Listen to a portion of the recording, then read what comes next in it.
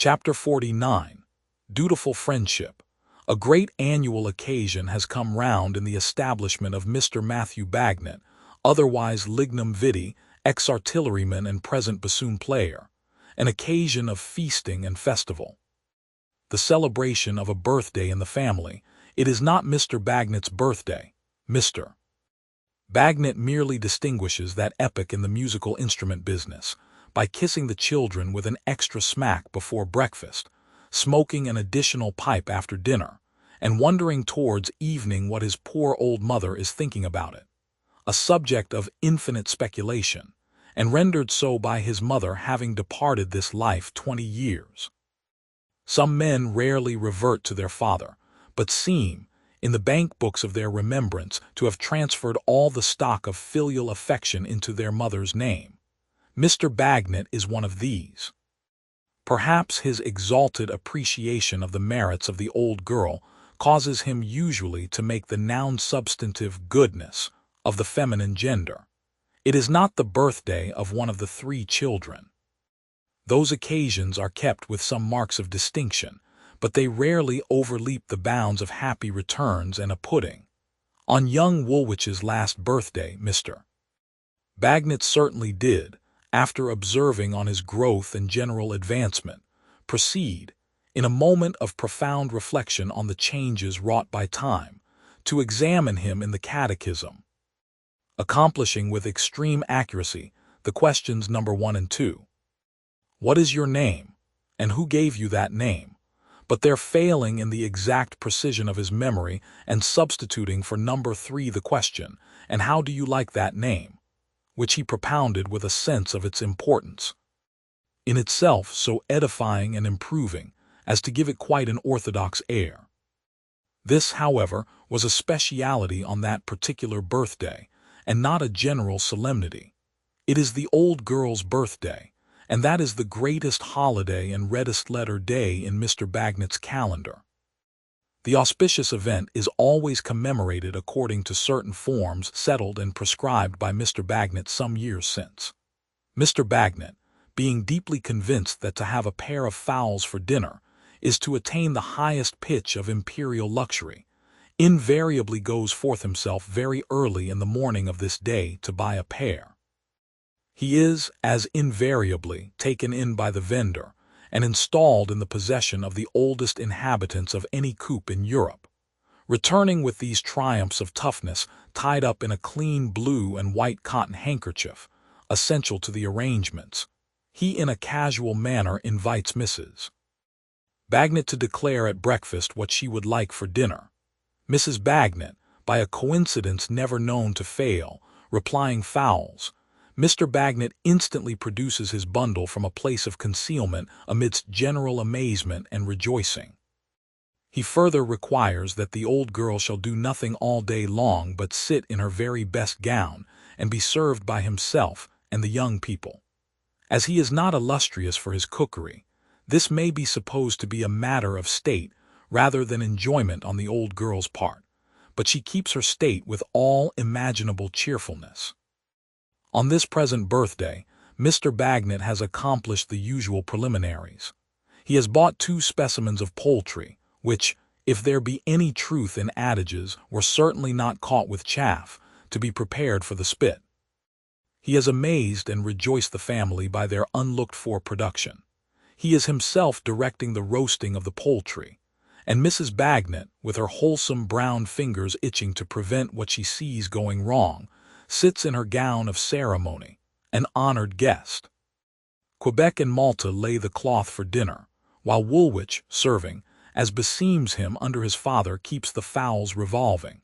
To these young scullions Mrs. Bagnet occasionally imparts a wink, or a shake of the head, or a crooked face, as they made mistakes. At 1:30, says Mr. Bagnet, to the minute they'll be done. Mrs. Bagnet, with anguish, beholds one of them at a standstill before the fire and beginning to burn. You shall have a dinner, old girl, says Mr. Bagnet. Fit for a queen. Mrs. Bagnet shows her white teeth cheerfully, but to the perception of her son, betrays so much uneasiness of spirit that he is impelled by the dictates of affection to ask her, with his eyes. What is the matter? Thus standing, with his eyes wide open, more oblivious of the fowls than before, and not affording the least hope of a return to consciousness. Fortunately, his elder sister perceives the cause of the agitation in Mrs. Bagnet's breast, and with an admonitory poke recalls him. The stopped fowls going round again, Mrs. Bagnet closes her eyes in the intensity of her relief. "George will look us up," says Mr. Bagnet. "At 4:30 to the moment. How many years, old girl, has George looked us up? This afternoon." "Ah, lignum, lignum. As many as make an old woman of a young one, I begin to think." "Just about that and no less," returns Mrs. Bagnet, laughing and shaking her head. "Old girl," says Mr. Bagnet, "never mind. You'd be as young as ever you was, if you wasn't younger, which you are, as everybody knows." Quebec and Malta here exclaim, with clapping of hands, that Bluffy is sure to bring mother something, and begin to speculate on what it will be. "Do you know, lignum," says Mrs. Bagnet, casting a glance on the tablecloth and winking salt at Malta with her right eye, and shaking the pepper away from Quebec with her head, "I begin to think George is in the roving way again." "George," returns Mr. Bagnet, "will never desert, and leave his old comrade in the lurch. Don't be afraid of it." "No, lignum, no, I don't say he will, I don't think he will. But if he could get over this money trouble of his, I believe he would be off." Mr. Bagnet asks why. "Well," returns his wife, considering, "George seems to me to be getting not a little impatient and restless. I don't say but what he's as free as ever. Of course he must be free or he wouldn't be George, but he smarts and seems put out." "He's extra-drilled," says Mr. Bagnet, "by a lawyer who would put the devil out." "There's something in that," his wife assents. "But so it is, lignum." Further conversation is prevented, for the time, by the necessity under which Mr. Bagnet finds himself of directing the whole force of his mind to the dinner, which is a little endangered by the dry humor of the fowls in not yielding any gravy, and also by the made gravy acquiring no flavor and turning out of a flaxen complexion. With a similar perverseness, the potatoes crumble off forks in the process of peeling, upheaving from their centers in every direction, as if they were subject to earthquakes. The legs of the fowls, too, are longer than could be desired, and extremely scaly. Overcoming these disadvantages to the best of his ability, Mr. Bagnet at last dishes, and they sit down at table, Mrs. Bagnet occupying the guest's place at his right hand. It is well for the old girl that she has but one birthday in a year, for two such indulgences in poultry might be injurious. Every kind of finer tendon and ligament that is in the nature of poultry to possess is developed in these specimens in the singular form of guitar strings. Their limbs appear to have struck roots into their breasts and bodies, as aged trees strike roots into the earth. Their legs are so hard as to encourage the idea that they must have devoted the greater part of their long and arduous lives to pedestrian exercises and the walking of matches. But Mr. Bagnet, unconscious of these little defects, sets his heart on Mrs. Bagnet eating a most severe quantity of the delicacies before her, and as that good old girl would not cause him a moment's disappointment on any day, least of all on such a day, for any consideration, she imperils her digestion fearfully. How young Woolwich cleans the drumsticks without being of ostrich descent, his anxious mother is at a loss to understand.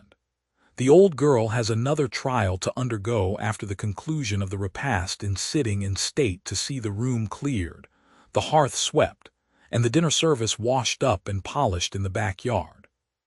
The great delight and energy with which the two young ladies apply themselves to these duties, turning up their skirts in imitation of their mother, and skating in and out on little scaffolds of pattens, inspire the highest hopes for the future, but some anxiety for the present. The same causes lead to confusion of tongues, a clattering of crockery, a rattling of tin mugs, a whisking of brooms, and an expenditure of water, all in excess, while the saturation of the young ladies themselves is almost too moving a spectacle for Mrs. Bagnet to look upon with the calmness proper to her position. At last the various cleansing processes are triumphantly completed. Quebec and Malta appear in fresh attire, smiling and dry. Pipes, tobacco, and something to drink are placed upon the table, and the old girl enjoys the first peace of mind she ever knows on the day of this delightful entertainment. When Mr. Bagnet takes his usual seat, the hands of the clock are very near to 4:30. As they mark it accurately, Mr. Bagnet announces, "George, military time." It is George, and he has hearty congratulations for the old girl, whom he kisses on the great occasion, and for the children and for Mr. Bagnet. "Happy returns to all," says Mr. George.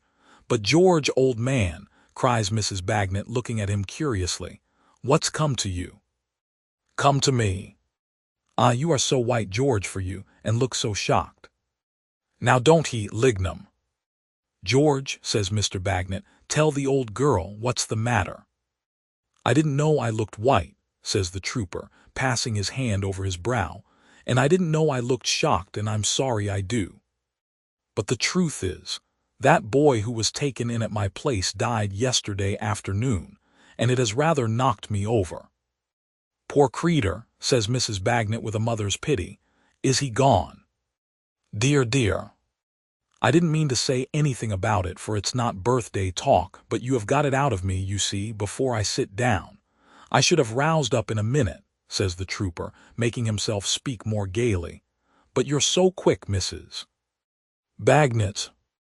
"You're right, the old girl," says Mr. Bagnet, "is as quick as powder. And what's more, she's the subject of the day, and we'll stick to her," cries Mr. George. "See here, I have brought a little brooch along with me. It's a poor thing, you know, but it's a keepsake. That's all the good it is, Mrs. Bagnet." Mr. George produces his present, which is greeted with admiring leapings and clappings by the young family, and with a species of reverential admiration by Mr. Bagnet. "Old girl," says Mr. Bagnet, "tell him my opinion of it." "Why, it's a wonder, George," Mrs. Bagnet exclaims. "It's the beautifulest thing that ever was seen." "Good," says Mr. Bagnet. "My opinion." "It's so pretty, George," cries Mrs. Bagnet, turning it on all sides and holding it out at arm's length, "that it seems too choice for me." "Bad," says Mr. Bagnet. "Not my opinion.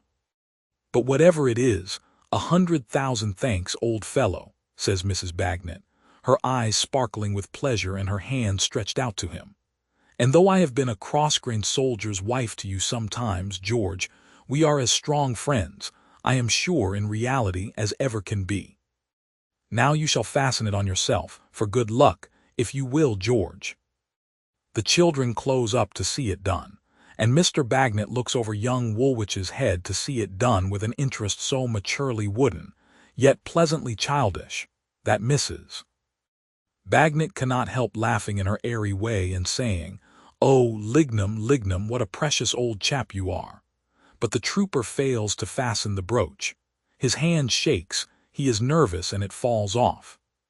"Would anyone believe this?" says he, catching it as it drops and looking round.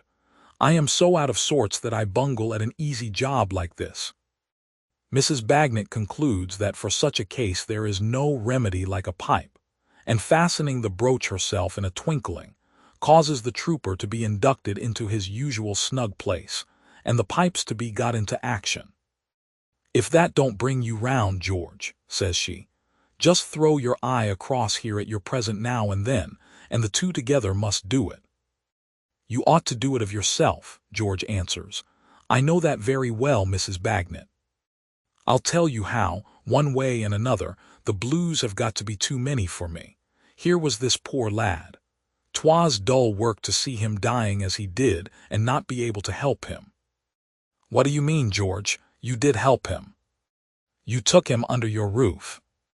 "I helped him so far, but that's little. I mean, Mrs. Bagnet, there he was, dying without ever having been taught much more than to know his right hand from his left. and he was too far gone to be helped out of that. "Ah, poor creetur," says Mrs. Bagnet.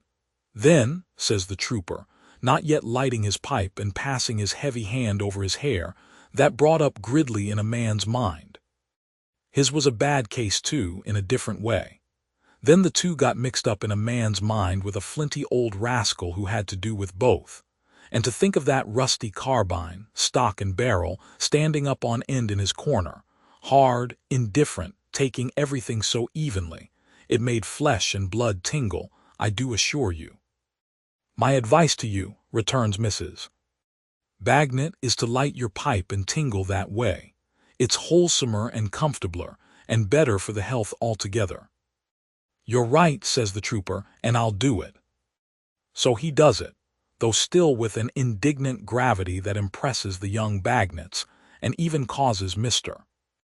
Bagnet to defer the ceremony of drinking Mrs. Bagnet's health, always given by himself on these occasions in a speech of exemplary terseness. But the young ladies having composed what Mr. Bagnet is in the habit of calling the mixture, and George's pipe being now in a glow, Mr. Bagnet considers it his duty to proceed to the toast of the evening. He addresses the assembled company in the following terms: "George, Woolwich, Quebec, Malta, this is her birthday, take a day's march, and you won't find such another, here, towards her." The toast having been drunk with enthusiasm, Mrs. Bagnet returns thanks in a neat address of corresponding brevity.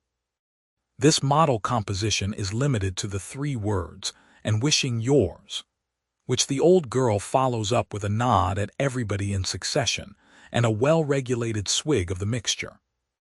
This she again follows up, on the present occasion, by the wholly unexpected exclamation, "Here's a man." Here is a man, much to the astonishment of the little company, looking in at the parlor door. He is a sharp-eyed man, a quick, keen man, and he takes in everybody's look at him, all at once, individually and collectively, in a manner that stamps him a remarkable man. "George," says the man, nodding, "how do you find yourself?" "Why, it's Bucket," cries Mr. George. "Yes," says the man, coming in and closing the door. "I was going down the street here when I happened to stop and look in at the musical instruments in the shop window. A friend of mine is in want of a second-hand violoncello of a good tone, and I saw a party enjoying themselves, and I thought it was you in the corner. I thought I couldn't be mistaken. How goes the world with you, George, at the present moment? Pretty smooth. And with you, ma'am, and with you, governor and lord," says Mr. Bucket, opening his arms, "here's children too. You may do anything with me if you only show me children. Give us a kiss, my pets. No occasion to inquire who your father and mother is. Never saw such a likeness in my life." Mr. Bucket, not unwelcome, has sat himself down next to Mr. George and taken Quebec and Malta on his knees. "You pretty dears," says Mr. Bucket, "give us another kiss. It's the only thing I'm greedy in.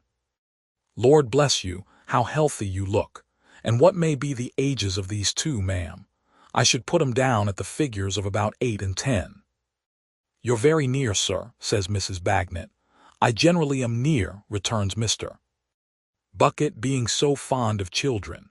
"A friend of mine has had 19 of 'em, ma'am, all by one mother, and she's still as fresh and rosy as the morning. Not so much so as yourself, but, upon my soul, she comes near you." "And what do you call these, my darling?" pursues Mr. Bucket, pinching Malta's cheeks. "These are peaches, these are, bless your heart. And what do you think about father? Do you think father could recommend a second-hand violoncello of a good tone for Mr. Bucket's friend, my dear? My name, Bucket. Ain't that a funny name? These blandishments have entirely won the family heart. Mrs. Bagnet forgets the day to the extent of filling a pipe and a glass for Mr. Bucket, and waiting upon him hospitably. She would be glad to receive so pleasant a character under any circumstances, but she tells him that, as a friend of George's, she is particularly glad to see him this evening, for George has not been in his usual spirits. "Not in his usual spirits," exclaims Mr. Bucket. "Why, I never heard of such a thing. What's the matter, George? You don't intend to tell me you've been out of spirits. What should you be out of spirits for? You haven't got anything on your mind, you know. Nothing particular, returns the trooper. I should think not, rejoins Mr. Bucket. What could you have on your mind, you know? And have these pets got anything on their minds, eh? Not they, but they'll be upon the minds of some of the young fellows, some of these days, and make 'em precious low-spirited. I ain't much of a prophet, but I can tell you that, ma'am. Mrs. Bagnet, quite charmed, hopes Mr. Bucket has a family of his own. There, ma'am, says Mr. Bucket. Would you believe it? No, I haven't. My wife and a lodger constitute my family. Mrs. Bucket is as fond of children as myself and as wishful to have 'em, but no. So it is. Worldly goods are divided unequally, and man must not repine. What a very nice backyard, ma'am. Any way out of that yard, now? There is no way out of that yard. Ain't there really? Says Mr. Bucket. I should have thought there might have been. Well, I don't know as I ever saw a backyard that took my fancy more.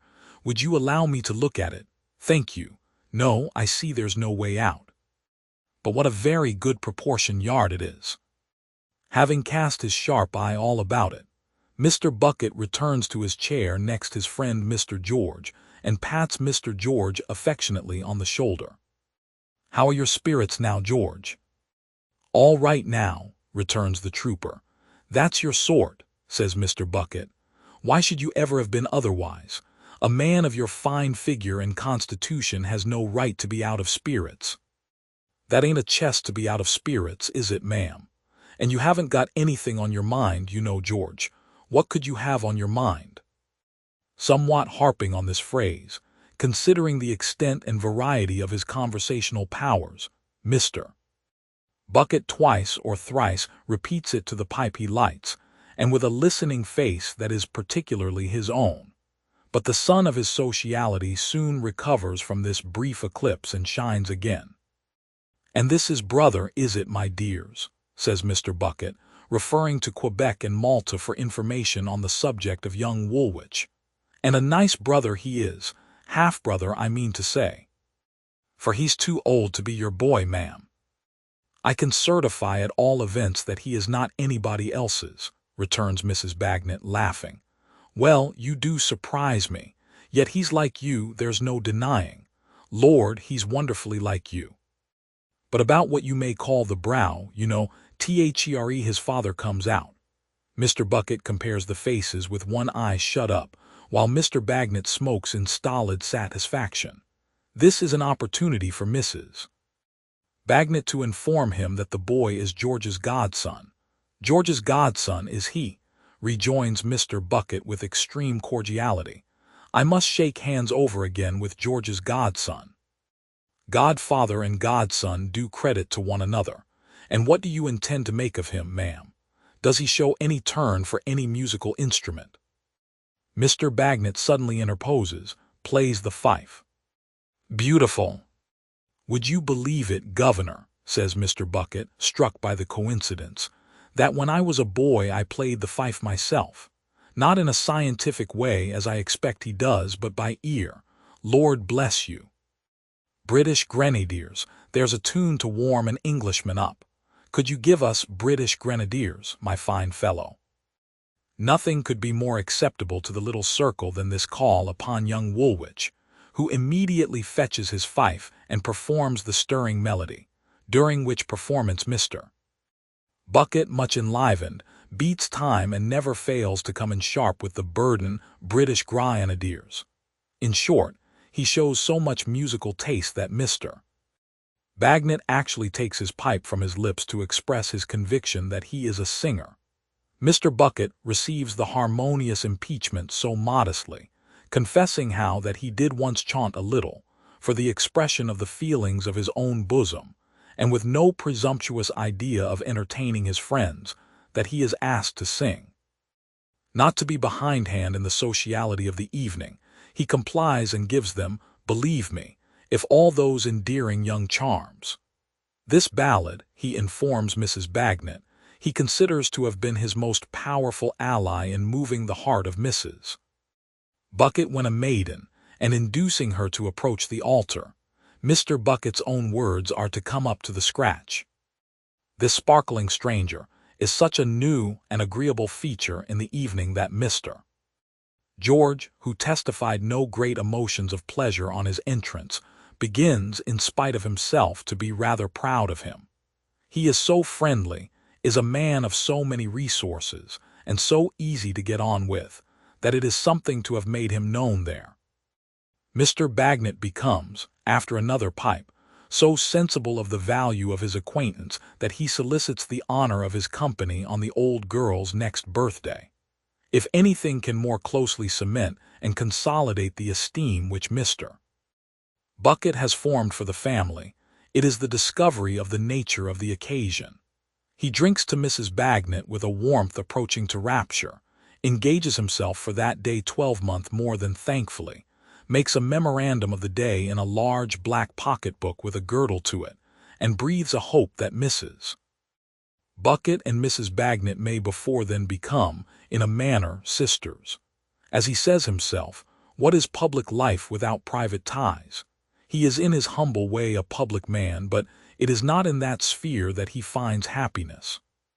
No, it must be sought within the confines of domestic bliss. It is natural, under these circumstances, that he, in his turn, should remember the friend to whom he is indebted for so promising an acquaintance. And he does. He keeps very close to him. Whatever the subject of the conversation, he keeps a tender eye upon him. He waits to walk home with him. He is interested in his very boots and observes even them attentively as Mr. George sits smoking cross-legged in the chimney corner. At length Mr. George rises to depart.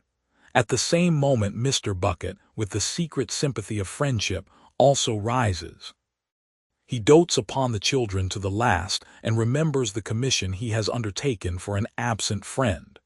Respecting that second-hand Weolanceller, Governor, could you recommend me such a thing? Scores, says Mr. Bagnet. I am obliged to you, returns Mr. Bucket, squeezing his hand. You're a friend in need. A good tone, mind you. My friend is a regular dab at it. Echoed, he saws away at Mozart and Handel and the rest of the big wigs like a thorough workman. And you needn't, says Mr. Bucket in a considerate and private voice. You needn't commit yourself to too low a figure, Governor. I don't want to pay too large a price for my friend, but I want you to have your proper percentage and be remunerated for your loss of time. That is but fair. Every man must live and ought to it. Mr. Bagnet shakes his head at the old girl to the effect that they have found a jewel of price. Suppose I was to give you a look in, say, at 10:30 tomorrow morning. Perhaps you could name the figures of a few Weolancellers of a good tone, says Mr. Bucket. Nothing easier. Mr. and Mrs. Bagnet both engage to have the requisite information ready and even hint to each other at the practicability of having a small stock collected there for approval. Thank you, says Mr. Bucket, thank you. Good night, ma'am. Good night, Governor. Good night, darlings. I am much obliged to you for one of the pleasantest evenings I ever spent in my life.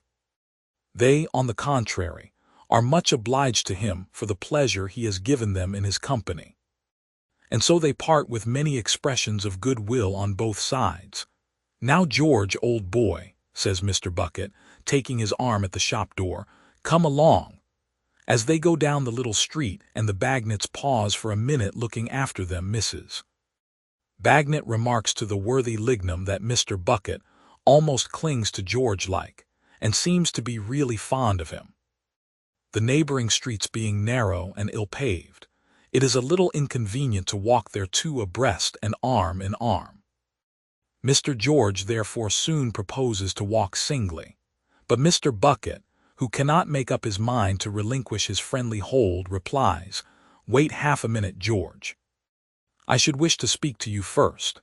Immediately afterwards, he twists him into a public house and into a parlor, where he confronts him and claps his own back against the door.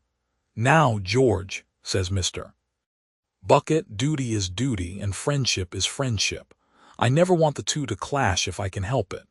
I have endeavored to make things pleasant tonight, and I put it to you whether I have done it or not. You must consider yourself in custody, George."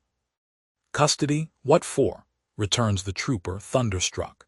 "Now, George," says Mr. Bucket, urging a sensible view of the case upon him with his fat forefinger, "duty, as you know very well, is one thing and conversation is another. It's my duty to inform you that any observations you may make will be liable to be used against you. Therefore, George, be careful what you say. You don't happen to have heard of a murder?" "Murder? Now, George," says Mr. Bucket, keeping his forefinger in an impressive state of action, "bear in mind what I've said to you. I ask you nothing. You've been in low spirits this afternoon. I say, you don't happen to have heard of a murder?" "No.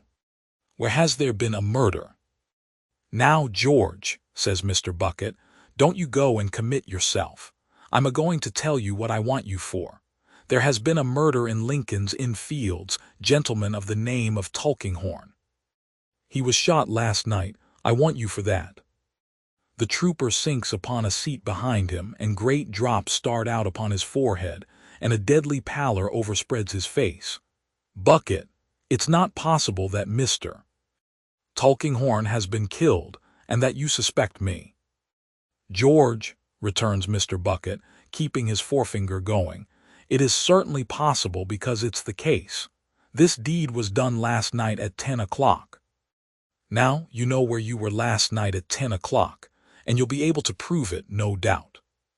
Last night, repeats the trooper thoughtfully, then it flashes upon him. "Why, great heaven, I was there last night." "So I have understood, George," returns Mr. Bucket with great deliberation. "So I have understood. Likewise you've been very often there. You've been seen hanging about the place, and you've been heard more than once in a wrangle with him, and it's possible, I don't say it's certainly so, mind you, but it's possible, that he may have been heard to call you a threatening, murdering, dangerous fellow." The trooper gasps, as if he would admit it all if he could speak. "Now, George," continues Mr. Bucket, putting his hat upon the table with an air of business rather in the upholstery way than otherwise, "my wish is, as it has been all the evening, to make things pleasant. I tell you plainly there's a reward out of 100 guineas offered by Sir Leicester Dedlock, Baronet. You and me have always been pleasant together, but I have got a duty to discharge. And if that 100 guineas is to be made, it may as well be made by me as any other man. On all of which accounts, I should hope it was clear to you that I must have you, and that I'm damned if I don't have you. Am I to call in any assistance, or is the trick done?" Mr. George has recovered himself and stands up like a soldier. "Come," he says, "I am ready." "George," continues Mr. Bucket, "wait a bit." With his upholsterer manner, as if the trooper were a window to be fitted up, he takes from his pocket a pair of handcuffs. "This is a serious charge, George, and such is my duty." The trooper flushes angrily and hesitates a moment, but holds out his two hands, clasped together, and says, "There. Put them on." Mr. Bucket adjusts them in a moment. "How do you find them? Are they comfortable? If not, say so, for I wish to make things as pleasant as is consistent with my duty, and I've got another pair in my pocket." This remark he offers like a most respectable tradesman anxious to execute an order neatly and to the perfect satisfaction of his customer.